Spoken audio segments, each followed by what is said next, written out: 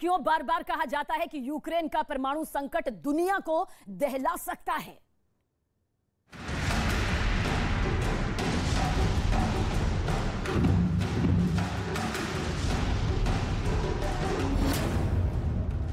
परमाणु ऊर्जा संयंत्र में यूरेनियम को स्टोर किया जाता है।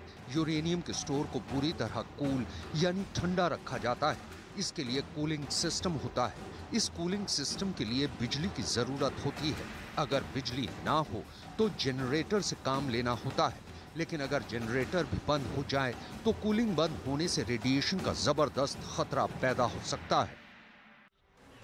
लेकिन चेर्नोबिल में इस वक्त हालत क्या है, जरा ये भी समझिए।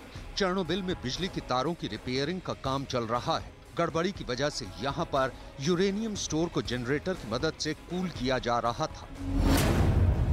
यूक्रेन के विदेश मंत्री दिमित्री कुलेबा ने ट्वीट किया था कि अगर चेर्नोबिल की स्टोरेज फैसिलिटी का कूलिंग सिस्टम बंद हो गया तो रेडिएशन का खतरा बढ़ जाएगा। पुतिन का बर्बर युद्ध पूरी दुनिया को खतरे में डाल देगा। चेर्नोबिल और ज़पोरिज़िया के परमाणु संयंत्रों को अपने कब्जे में लेने के बाद में रूस उसकी सुरक्षा की पूरी व्यवस्था कर रहा है और उसकी कोशिश ये भी है कि आगे आने वाले समय में कोई भी ऐसी घटना न हो जिससे वहां से रेडियो एक्टिव मटेरियल निकले।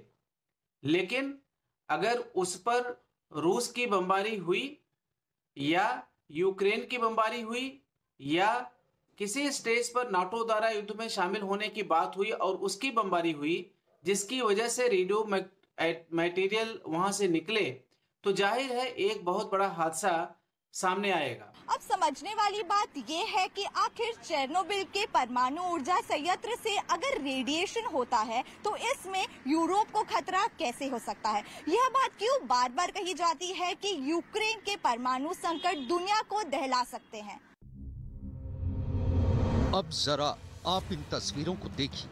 ये तस्वीरें साल 1986 में चेर्नोबिल के ही पास के मौजूद शहर प्रिपियत की हैं। दरअसल 26 अप्रैल 1986 को यहाँ पर मानव इतिहास की सबसे बड़ी परमाणु दुर्घटना हुई थी। दावा किया जाता है कि इस रेडिएशन से होने वाली बीमारियों में 5000 लोगों की जान चली गई थी।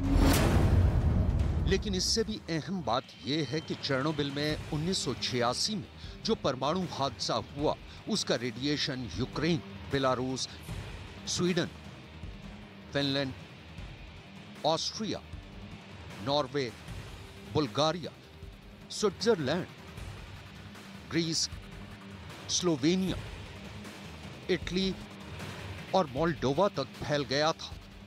कहा जाता है कि 1986 में जब चेर्नोबिल में परमाणु का रेडिएशन हुआ था तो उसका असर हजारों स्क्वायर किलोमीटर तक था और उस वक्त तत्कालीन सोवियत संघ ने इसके असर से बचने के लिए जो रकम खर्च की थी उसकी कीमत आज की तारीख में 2 लाख करोड़ रुपए थी। अगर रिएक्टर्स के द्वारा रेडियो एक्टिव मटेरियल लीक हुआ जैसा पहले चेर्नोबिल में हो चुका था तो वह कोई दिशा नहीं देखेगा। वह जितना नुकसान यूक्रेन को पहुंचाएगा उतना ही रूस और उनके सैनिकों को पहुंचाएगा और इसके साथ ही साथ पूरे विश्व समुदाय के सामने रूस को एक नेगेटिव शेड में खड़ा किया जाएगा।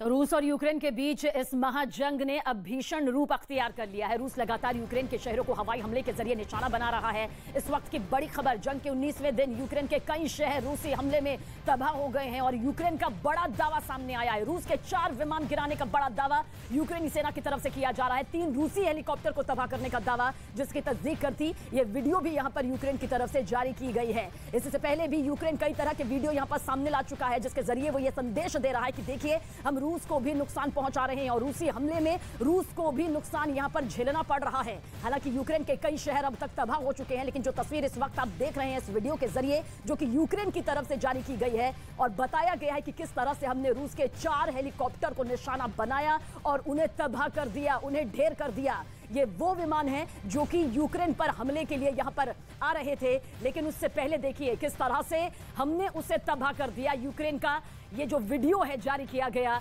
उसी का जीता जागता सबूत यहां पर पेश करते हुए यूक्रेन नजर आ रहा है। और यूक्रेन पहले दिन से लेकर आज 19वें दिन, अगर इन 19 दिनों के इतिहास को आप टटोलेंगे तो आप देखेंगे कि किस तरह से यूक्रेन अब तक कई वीडियो यहां पर जारी कर चुका है, जिसके जरिए वो यूक्रेनी सेना की हौसला अफजाई भी कर रहा है और साथ ही रूस को बता रहा है, चेता रहा है कि फिलहाल हम किसी भी कीमत पर घुटने टेकने वाले नहीं हैं और जितना नुकसान इस वक्त आप हमारे शहरों को पहुंचा रहे हैं, पूरी ताकत के साथ हम भी रूसी हमलों को यहां पर जवाब दे रहे हैं।